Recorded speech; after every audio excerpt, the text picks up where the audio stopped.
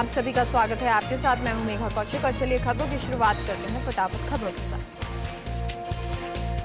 भारत में 24 घंटे में कोरोना वायरस के 22,775 नए मामले, 949 रिकवरी हुई और 406 लोगों की मौत।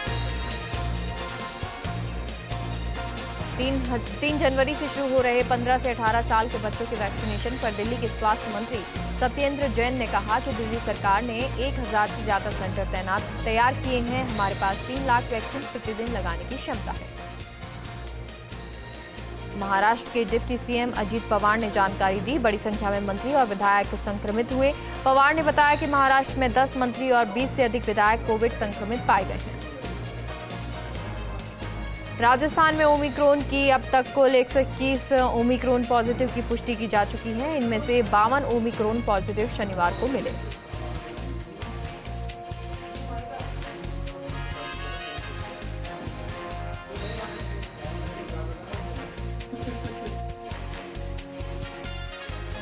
देश में ओमिक्रॉन के मामले बढ़कर 1431 हो गए। इनमें से सबसे ज्यादा 454 मामले महाराष्ट्र में पाए गए।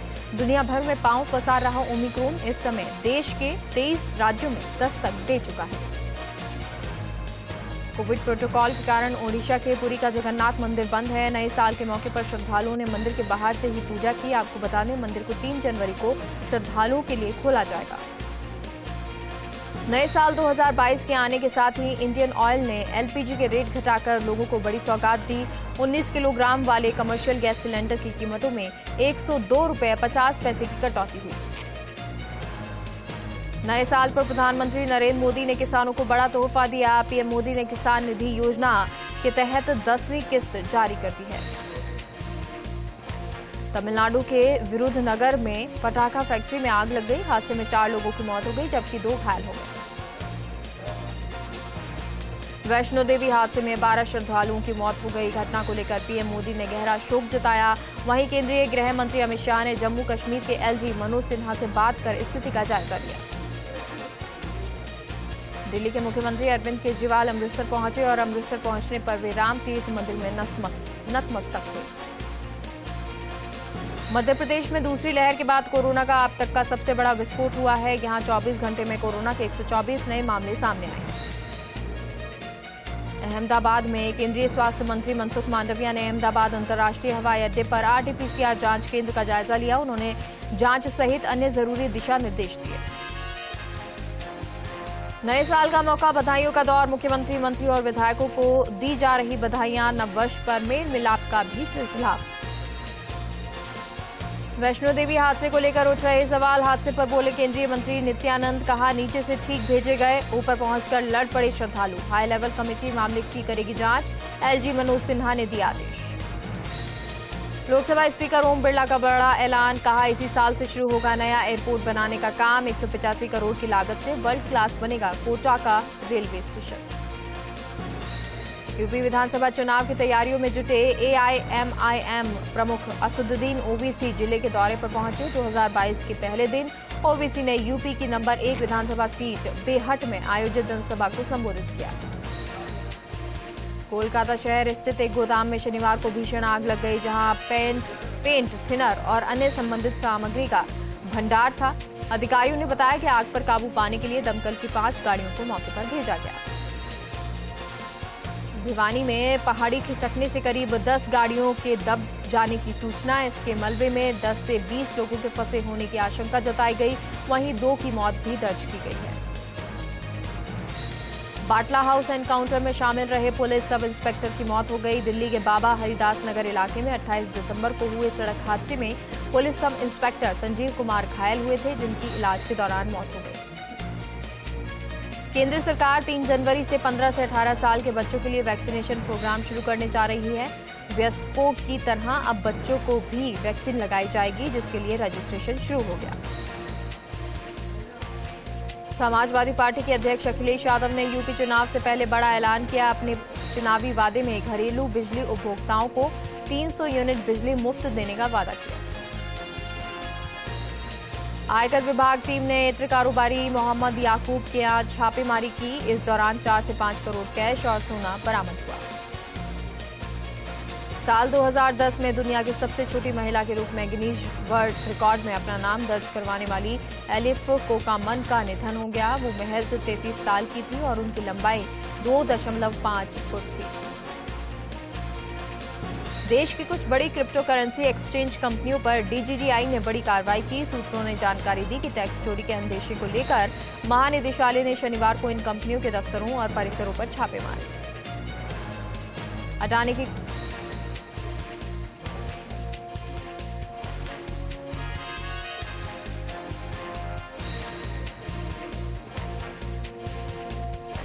की कुल दौलत अभी $75 बिलियन है और ये ठीक साल भर पहले की तुलना में 41.5 बिलियन से अधिक है। यानी कि 2021 में अडानी की दौलत दोगुनी से भी अधिक है। दुनिया भर में कोरोना और ओमिक्रॉन ने दहशत मचा रखी है और इसी बीच इजराइल में फ्लोरोना का पहला केस मिला है। फ्लोरोना कोविड-19 और इन्फ्लुएंजा का डबल इन्फेक्शन है। साउथ अफ्रीका में होने वाली वनडे सीरीज के लिए टीम इंडिया का ऐलान। ओडीआई सीरीज के लिए केएल राहुल बने कैप्टन, जसप्रीत बुमराह उप कप्तान, चोटिल, रोहित शर्मा बाहर। नए साल पर 118 ऑल इंडिया सेवा अफसरों को मिला तोहफा। इन अफसरों को मिली प्रमोशन की सौगात। 55 आईएएस, 48 आईपीएस और 15 आईएफएस प्रमोट। जयपुर के चोमू में नाकाबंदी के दौरान कार ने ट्रैफिक सिपाही को मारी टक्कर। ट्रैफिक सिपाही संजय की मौत हो गई, कार जब्त, चालक गिरफ्तार।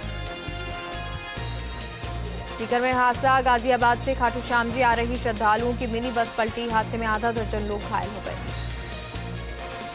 नए साल के पहले दिन आज कांग्रेस की प्रेस कॉन्फ्रेंस हुई। पीसीसी चीफ गोविंद सिंह डोटासरा और गुजरात प्रदेश कांग्रेस कमेटी के पूर्व अध्यक्ष अर्जुन मोढवाडिया ने प्रेस वार्ता की। प्रदेश में सर्द हवाओं ने छुड़ाई कपकपी। फतेहपुर और जोबनेर में पारा फिर जमाव बिंदु पर। 6 से 8 जनवरी तक मावठ के आसार। जयपुर के प्रताप नगर वाटिका सेक्टर 3 में पोष बड़े का कार्यक्रम आयोजित किया गया। मां वैष्णो देवी जन कल्याण ट्रस्ट की ओर से आयोजित इस पोष बड़ा कार्यक्रम में बड़ी संख्या में लोगों ने प्रसादी का आनंद लिया। इस दौरान मां वैष्णो देवी की भव्य झांकी भी सजाई गई। मोली के बैरवा में समाज ने महर्षि बालीनाथ की जयंती बैरवा दिवस के रूप में मनाई। इस दौरान समाज के पंचों ने बाबा साहिब के चित्र पे दीपक जलाकर कार्यक्रम की शुरुआत की। बाड़मेर के धारासर गांव निवासी विवाहिता लीला ने अपने प्रेमी लक्ष्मण को ढूंढने की गुहार लगाई। लीला का कहना है कि लक्ष्मण के भाई आए और लक्ष्मण का मुंह बांधकर उसका अपहरण कर लिया, वहीं मुझे अकेले छोड़कर चले गए, जिस पर पुलिस ने मामला दर्ज कर जांच शुरू कर दी है। डीडवाना में बनवासा और बेरी गांव के बीच 2 मोटरसाइकिल की भिड़ंत हो गई। हादसे में एक की इलाज के दौरान मौत हो गई, वहीं दूसरे को मामूली चोटें आई हैं। झुंझुनू में कोरोना की तीसरी लहर नहीं आई और इसके लिए जिला प्रशासन ने सख्ती करने का फैसला किया। इसको लेकर जिला कलेक्टर उमरदीन खान ने कलेक्ट्रेट सभागार में धर्म गुरुओं और जिला स्तरीय अधिकारियों के साथ बैठक की। मेड़ता सिटी में दारू से नहीं दूध से करें नए वर्ष की शुरुआत स्लोगन के साथ गांव और शहर को शराब मुक्त बनाने का आह्वान किया गया। साथ ही लोगों को इस बारे में जागरूक किया गया। झुंझुनू के पचेरी में लोक सेवा ज्ञान मंदिर ट्रस्ट राष्ट्रीय सेवा योजना के संयुक्त तत्वाधान में दुग्ध महोत्सव समारोह आयोजित किया गया और कस्बे की नशा मुक्ति के लिए रैली निकालकर नशा मुक्ति अभियान का आगाज कर संदेश दिया गया। बाड़मेर के मिलिट्री जालिपा कैंट में ट्रक और बाइक की टक्कर में बाइक सवार जवान की मौत हो गई। सूचना से पुलिस जिला अस्पताल पहुंची और शव को मोर्चरी में रखवाकर पोस्टमार्टम करवाया। जयपुर में ऊर्जा मंत्री भंवर सिंह भाटी का जन्मदिन मनाया गया। इस अवसर पर कई कांग्रेस नेताओं ने उनको बधाइयां दी। फतेहपुर इलाके में शीतलहर का दौर नए साल से भी जारी है। हालांकि पिछले 2 दिन के मुकाबले शीतलहर की रफ्तार कुछ कम हुई है, लेकिन इसका असर तापमान और सर्दी पर भी पड़ा है। देगाना में माहेश्वरी नवयुवक मंडल और महिला मंडल ने विभिन्न तरह की प्रतियोगिताओं का आयोजन किया। वहीं भगवान महेश के समक्ष दीप प्रज्वलित कर कार्यक्रम का शुभारंभ किया। जैसलमेर में सड़क दुर्घटना में एक युवक की दर्दनाक मौत हो गई, जहां डंपर ने बाइक सवार को कुचल दिया और गाड़ी छोड़कर मौके से फरार हो गए। झालावाड़ में चाइनीज मांझे में कबूतर फंस गया। वहीं नगरपालिका कर्मचारियों ने गोमती सागर तालाब में नाव डालकर कबूतर का रेस्क्यू किया और जान बचाई। चोमू में फल सब्जी विक्रेता और आढ़तियों ने विरोध किया और फुटकर व्यापारियों को हटाने की मांग को लेकर विधायक रामलाल शर्मा को ज्ञापन सौंपा। झुंझुनू में धिंदवा के शहीद धर्मपाल डूडी का 72वां जन्म दिवस मनाया गया। इस दौरान भाजपा किसान मोर्चा ने शहीदों के सम्मान में यात्रा का आयोजन किया।